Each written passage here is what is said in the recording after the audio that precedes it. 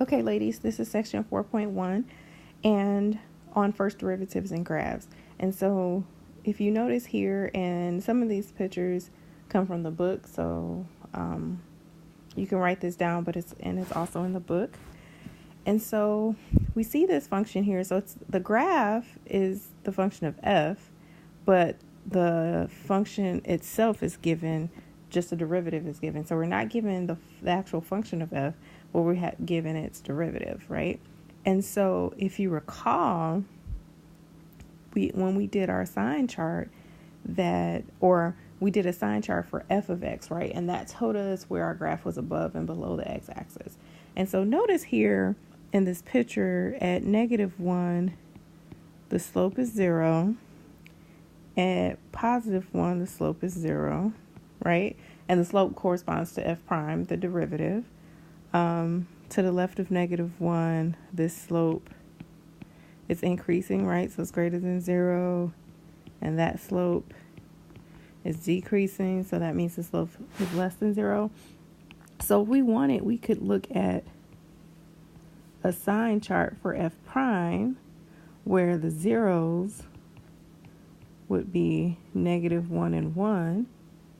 And since it looks like from negative infinity all the way from -1, this graph is increasing. So we put a plus sign to represent f is increasing.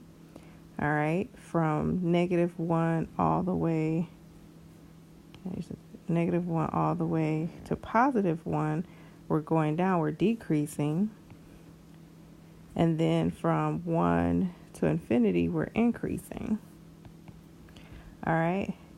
And so notice that there's this relationship between the sign chart of f prime and f, because for the graph of x, it's increasing where f prime is positive, it's decreasing where f prime is negative, and it's increasing again for this particular function. Okay, so what we're learning with the first derivative is that it's giving us more and more information about our function f. And so in this section, and as we get into further sections, you're going to be able to sketch a graph of your function f by looking at and examining its first and second derivative, which we'll talk about in the next section. Okay. And so here we have a definition.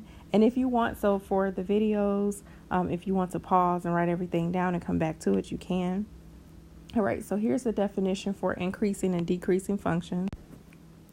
All right, so on some interval AB, if f prime of x is greater than 0, then f is increasing. And if f prime is less than 0, then f is decreasing. Okay, and so this sort of chart here sort of takes a generic look at what's happening to the graph of f. Okay, so again, wherever we have on our, if we do our sign chart, wherever f prime is positive, that means f is increasing, it's rising, and it could take the form of some shape similar to these here, right? Because this is all representing increasing, right? And decreasing, if f prime is negative, then it's decreasing and it's falling, and so it could take on shapes similar to those. Okay. So what'll also be important, so if we're given the function f, and we want to look at some questions, what's also important in thinking about f is to look at your domain. So this function here in example 1 is a polynomial, right? So we know the domain of a polynomial is all reals. And so here are 3 questions that we're going to answer. The first is which values of x correspond to the horizontal tangent line. The second, which values of x is increasing or decreasing. The third, sketch a graph of f and add any horizontal tangent lines. All right, so let's look at part A, which I think I already did. So first we take the derivative of f, which is 2x minus 6, right? And then remember, horizontal tangent line, similar to here, that's talking about where you're going to have that, where the derivative is what? Equal to 0. So we just set f prime equal to 0, and so x equals 3 will represent a horizontal tangent line.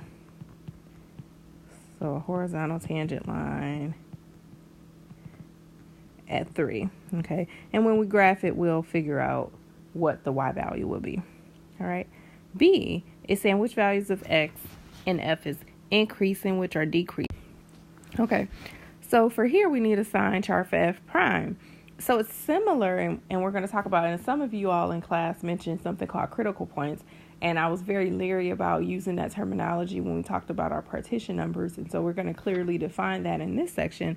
But we want to figure out for our sign chart, similar to when we did a sign chart for f, where f prime is equal to 0 and where it's discontinuous. So again, because f prime is still a polynomial, it's continuous everywhere. But its 0 is 3, which we already saw for in part A. All right. And so you create a table, similar to the sign chart you did for F in earlier sections, and you use test numbers. So since 3 is our 0 here, and if you want, you could put a Z to represent, I don't know if you can see that clearly, you could put a Z to represent a 0, and to the left, you can use 0 as your number. And so 0, we know we'll get -6 out. And then we can use 4 as our number to the right of 3. And when we do that, we'll get 8 minus 6, which is 2. And so that's how we ended up with that. So they want to know for part B what values of x. So we would say on the interval -infinity to 3, f is what? Decreasing, right? And on the interval 3 to infinity, f is increasing. Okay. And so hopefully that is clear. Okay, so to sketch a graph, so part C, to sketch a graph of our function, we may need, and in this case we will, some more points. Now keep in mind what type of function it is, and so you should have an idea of how it should look, right? Well, we know this is a quadratic function, so we know it's going to represent a parabola, and since a is positive, then it's going to be open upward, right? So we know that, but let's plot some more points just to get a better picture, and then we're going to keep in mind our sign chart over here and what it represents in terms of our function as well. Okay, and so when we plug in 0, so I want you to actually pause the video and plug in these values here in this table at the lower right. Plug in those values to see what you will get. Okay, so your value should have been 0, 10, 1, 5, 2, 2, 3, 1, and 4, 2. And for 3, remember there's where our horizontal tangent line is. So let's see. And then keeping in mind here, so a sketch of this function from -infinity to 3, right? We know we are decreasing. So from -infinity to 3, we are decreasing. Then it's a horizontal tangent here, so make that sort of loop. So that tells us where we make a horizontal tangent line. Is we know that slope, we want the slope to be 0 there. And then from 3 to infinity, we go up. All right.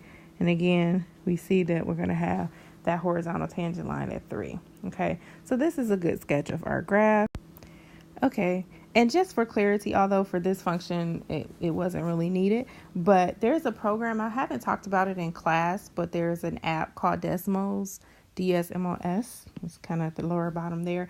And if you haven't heard of it, it's a great app to graph functions. And since we're moving into graphing, it's a great way to check, not to just get your answers from it, because if you don't try to do it yourself, you can't use it on a quiz or an exam. But it's a great way to check to make sure you're understanding these sign charts and doing the problem correctly. And so as we can see, this is sort of the sketch we had, and because I put in our function, you see there that we have the slope is equal to 0, and then anywhere to the left, I'm using the app that I'm using is sensitive and doesn't like me to use tangent lines, but anything to the left, we see that tangent line is going down, right? So that's negative, the slope is negative, and anything to the right is going to be positive, right? Okay, so I just wanted to emphasize that, especially when we get into more complicated functions. This one we didn't really need to double check, but when you get into functions with, could be logs or different powers, you might want to check with the graphing reference, just to make sure you're understanding the sign charts correctly. Okay, so now let's move on to a definition that some of you, like I said, some of you have talked about already. I just want to clarify something. So a real number x in the domain of f, that st, I'm sorry, I used this in my proofwriting class, but that means such that. So a real number x in the domain of f, such that f prime of x equals 0 or f prime of x does not exist, is called a critical number of f. Okay, and note the difference here. And so it sounds very similar to a partition number, but a partition number, x doesn't have to be in the domain of it to be a partition number. So the way to think about it is that all critical numbers are partition numbers, but not all partition numbers are critical numbers, because critical numbers specifically say that that value has to be in the domain of f. Otherwise, it's just a partition number and not a critical number. Okay. And that's what that note just saying. Remember that x must be in the domain of f first to be considered a critical number. Okay, so let's look at example 2. Find the critical numbers of f, the intervals on which f is increasing and decreasing for f of x equals 1 minus x cubed. Okay, so first let's, although it isn't asked, it's always, whenever you're asked to find the critical numbers, it's always best to find the domain of your function. So again, we have a polynomial, so the domain is all reals. That means, okay, we don't have to be careful in thinking about, okay, which ones will be our critical numbers. Now let's take the derivative, and that's going to be what? Negative 3x squared. Hopefully you guys now are more and more comfortable with chain rule. And then to find the critical numbers, well, it's the f prime is a polynomial, so there are no bad values. So we just have to figure out where's 0. So if we set this equal to 0, we see when x is 0, okay, we have 0 is a 0, right? And so here,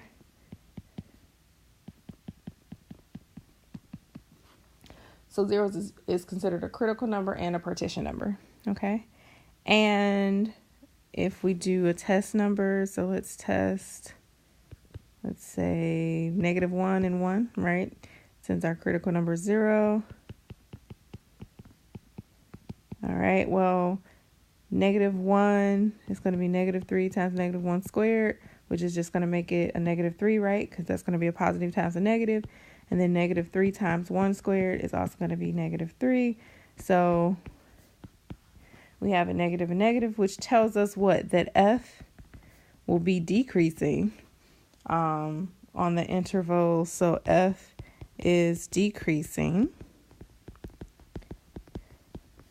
on -infinity 0, union 0 to infinity. Okay.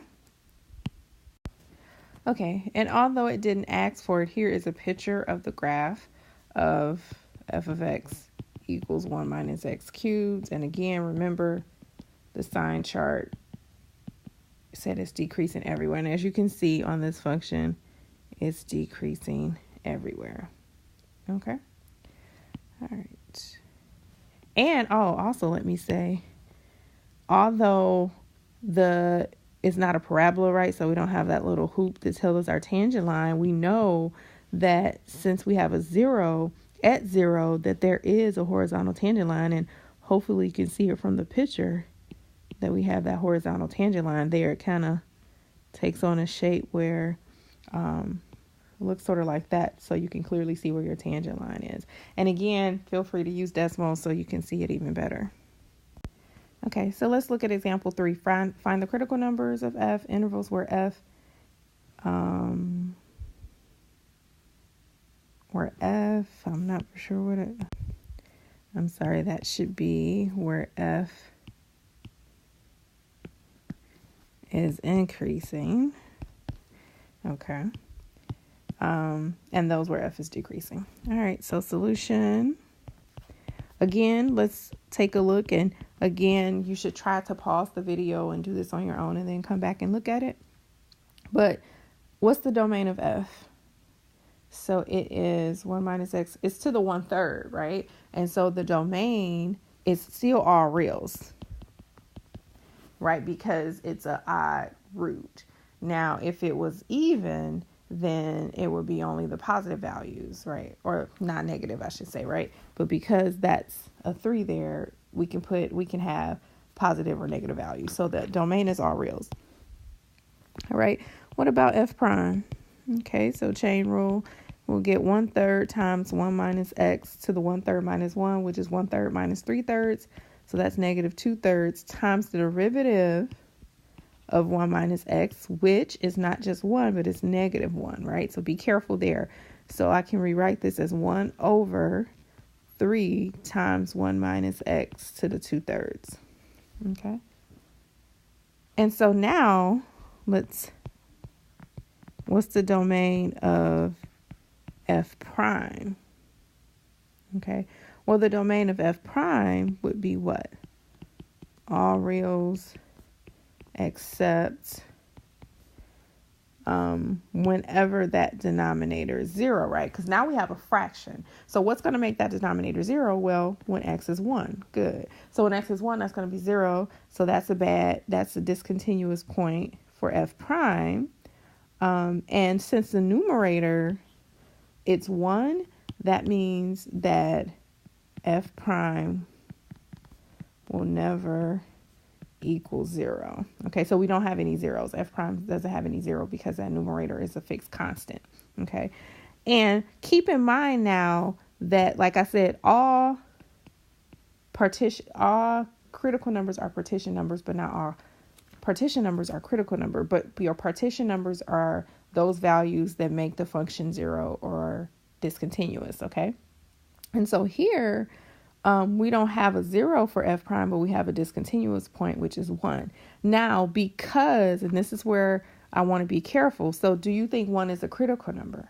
All right. Well, the answer is yes, because if you go back to the definition, as long as that value is in your domain of f, if it makes f primes equal to 0, f prime of x does not exist, then it's a critical number. So because the domain of f was all reals, this is a critical number as well as a partition number. Like I said, all critical numbers are partition numbers. All right, so I hope that made sense. Okay. And so now let's do a sign chart. Okay, so you can complete this table and I'll have you do that on your own. But what you should figure out is when you plug in 0 in that function, you're going to get a positive value. Right, we're going to get a positive value when we plug in 0. No, we're not. I'm sorry. I forgot I wrote it wrong.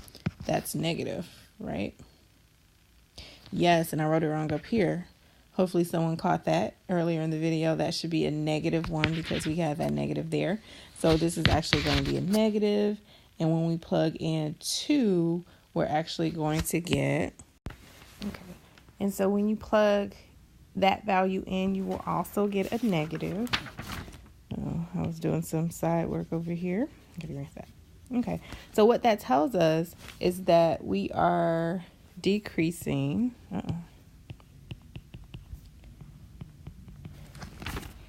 On both intervals. Okay, and so if you need to write that out, negative infinity to 1, union 1 to infinity.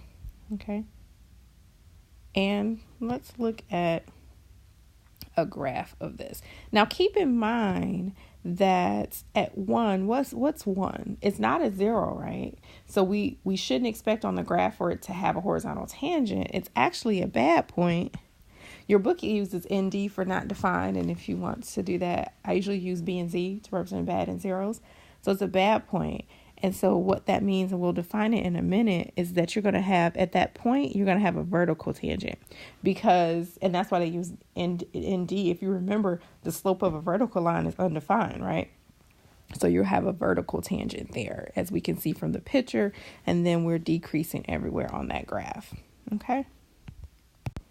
All right, so I'm going to write this note down, then I'll stop the video. I like to stop it around 20 minutes. And so in terms of what I talked about with that graph about a vertical tangent line, a vertical tangent line will occur at x equals c if f is continuous at x equals c, which it was in that last example, and if f prime of x becomes larger and larger as x approaches c, and you can look at the limit if you wanted to see the limit around there, okay? And something else, the critical numbers of f belong to the domain of f and are partition numbers that don't belong to the domain of f, so are not critical numbers of f. Okay, so I had to rewrite that second one because I missed some words out of it. So I rewrote the new stuff in orange and blue a little bit. So let me reread it and then I'll stop this video. So the critical numbers of f belong to the domain of f and are partition numbers for f prime. However, f prime may have partition numbers that don't belong to the domain of f, thus they are not critical numbers.